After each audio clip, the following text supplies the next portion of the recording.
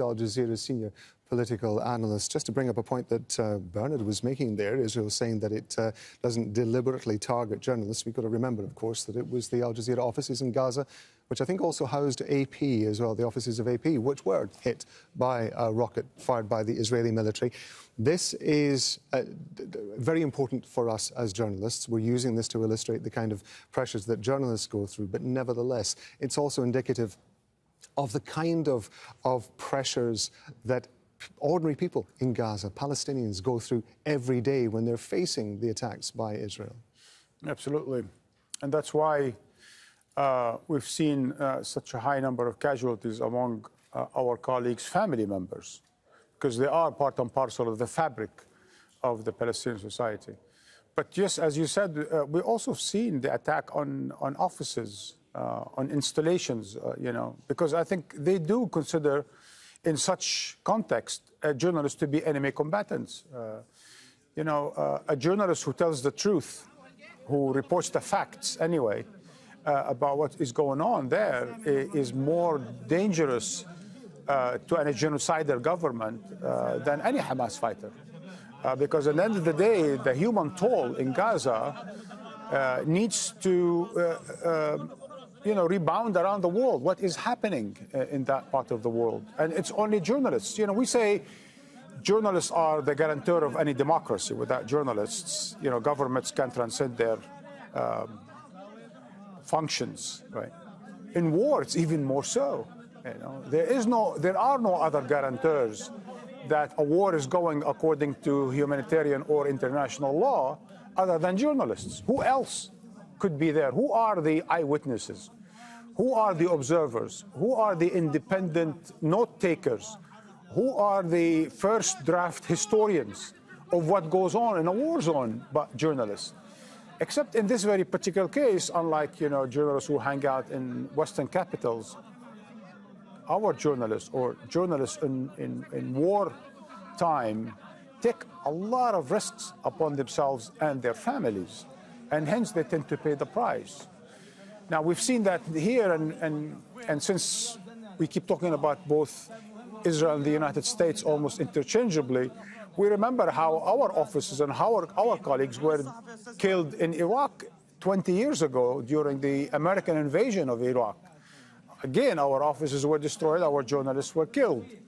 20 years later, our offices were destroyed a couple of years ago in Gaza, and our journalists are killed. So, for warmongers and for fighting governments, as it were, journalists do pose a danger because they tend to report the facts.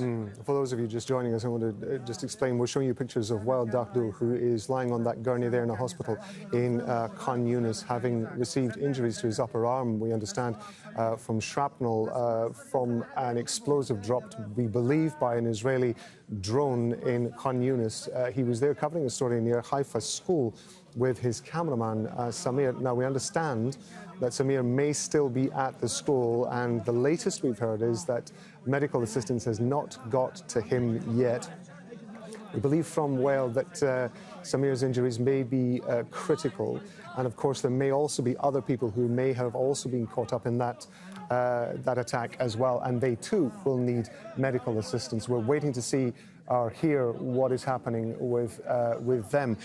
This is, of course, coming at a time when National Security Advisor Jake Sullivan has been saying that the U.S. is encouraging Israel to change its approach, its military approach in Gaza, to make the attacks less intense. But from what we can see, of course, this was caused by just one Israeli drone that was aimed, we believe, at a school, and yet it's caused significant damage. So the lessening of that intensity may not actually have as significant effect as people might hope it might have. Well, certainly not on the short term. Nowadays, I don't even trust it's going to be on the intermediate and long term. Clearly, there are no signs from Jake Sullivan's, the National Security Advisor, press conference that he got any commitments from the Israeli government. In fact, every time an American official says something as if it looks like they mean it, the Israeli official counters that by saying that's humbug. You know, we're not going to do this, that, or the other thing. The American can say all they want, and we will do what we must. That's how it always ends up being. But now that it's kind of coming together, this visit by the U.S. National Security Advisor as his predecessors, I am coming to the conclusion that what the Americans are trying to do today about Gaza is beautify the genocide. That's what they're trying to do. They're trying to make the war crimes look more attractive, more digestible, more acceptable by the international community.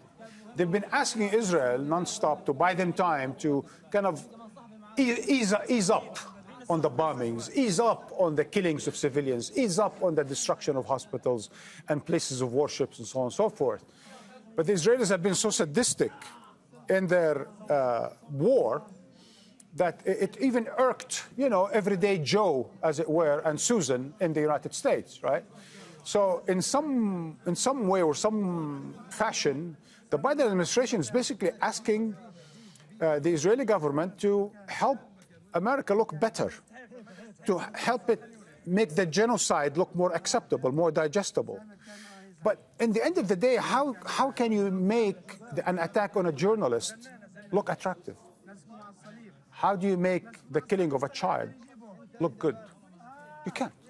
You simply can't. And the Israelis keep on with their sadistic approach, and not just in Gaza. I'm going to give you another example quickly, Rob. In Jenin, after 3 days, they've done a number of things. They've killed 12 people, destroyed 12 houses, blew up, in fact, residential, homes of people. They've attacked places of worship. But then they did something else. They started broadcasting Israeli songs from the minarets of the mosques. Why? Why? Why?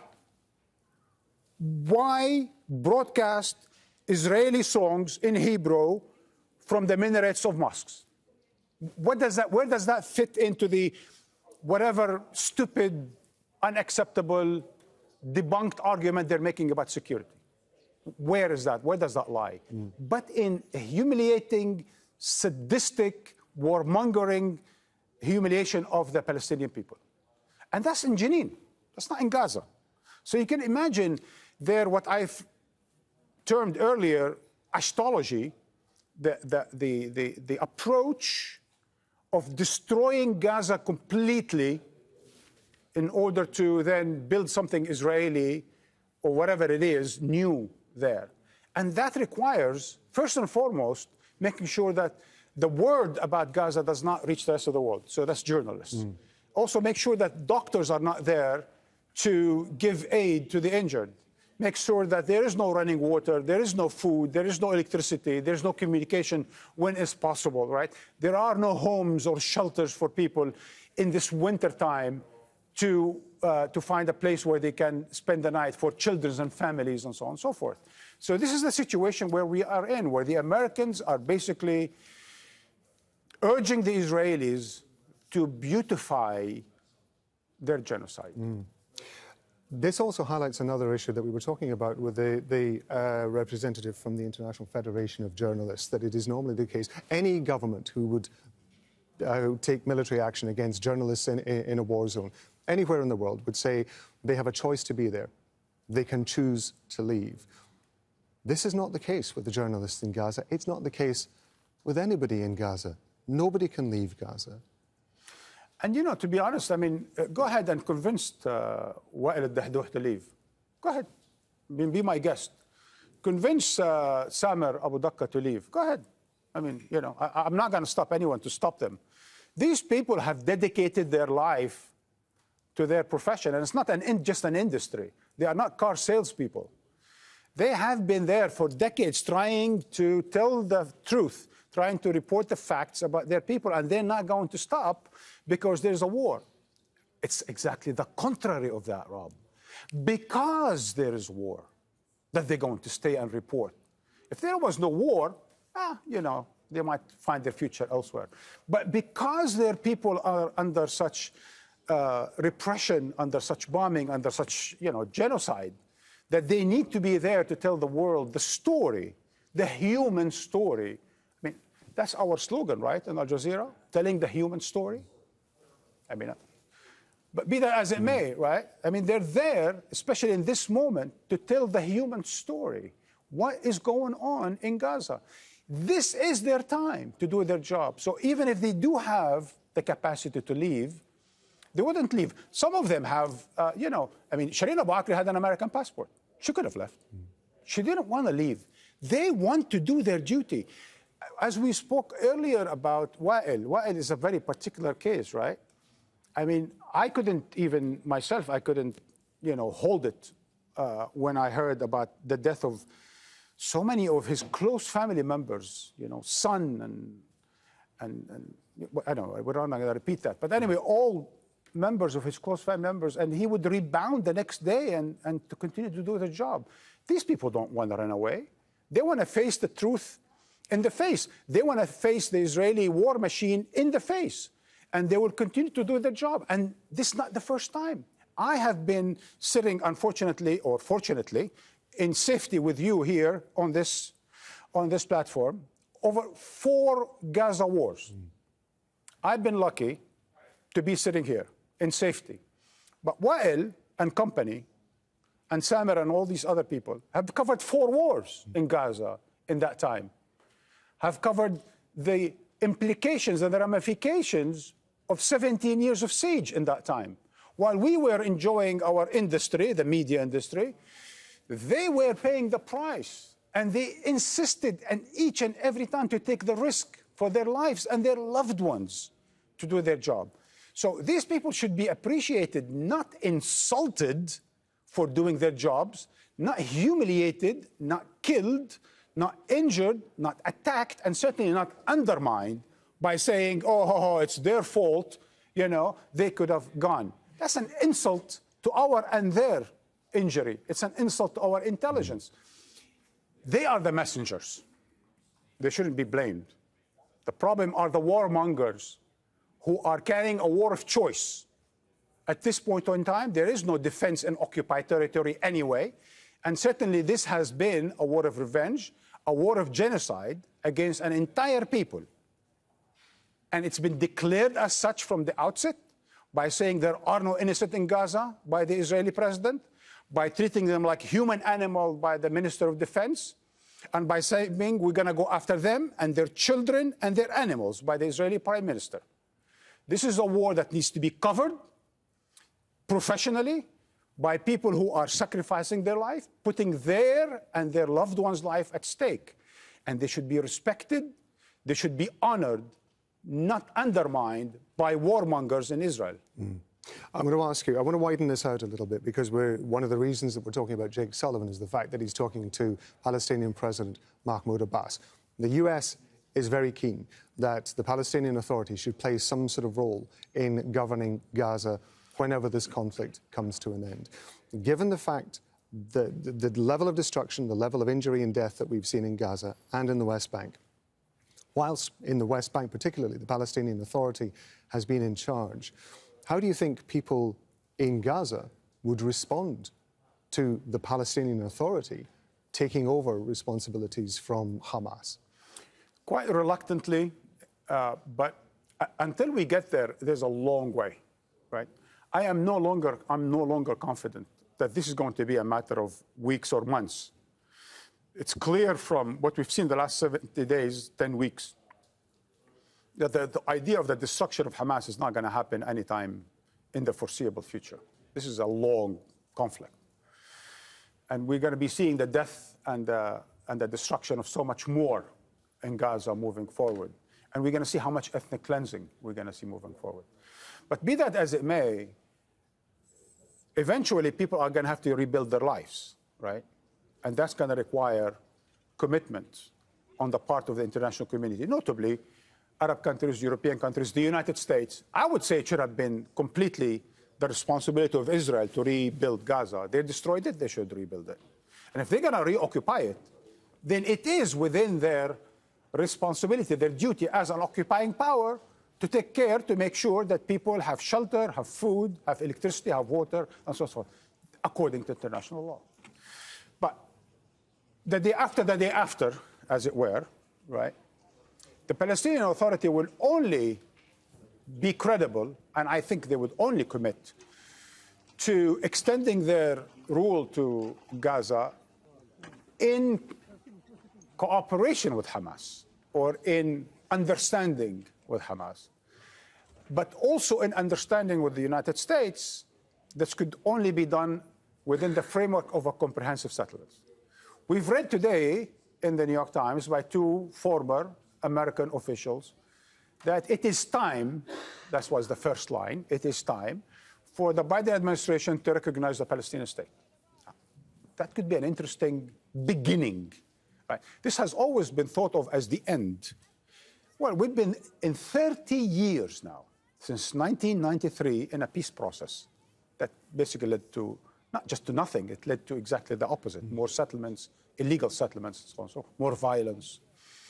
Now we should need to start with the end, meaning the Biden administration needs to walk the talk. If it's in fact committed to a two-state solution, it should join the rest of the international community, the more than 130-some countries that have already recognized Palestine, by recognizing Palestine. That will show that it's serious, at least, right? At least about the diplomatic solution. So if the Biden administration does recognize, that means the UK, France, Germany, and others are going to follow suit, which means that we will have a UN Security Council resolution recognizing Israel. And by the way, I'm not an expert on US constitutional law.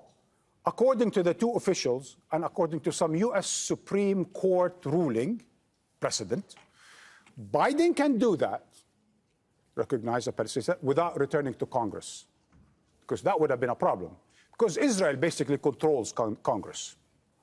Israel and its lobby control Congress when it comes to Israel-Palestine. It both Congress, basically, for all matter. But Biden, as a president of the United States, can recognize Palestine without going back to Congress. That's an interesting, turn of events within what he can and cannot do. So he doesn't have the excuse that I can't do that because I don't have the support of Congress.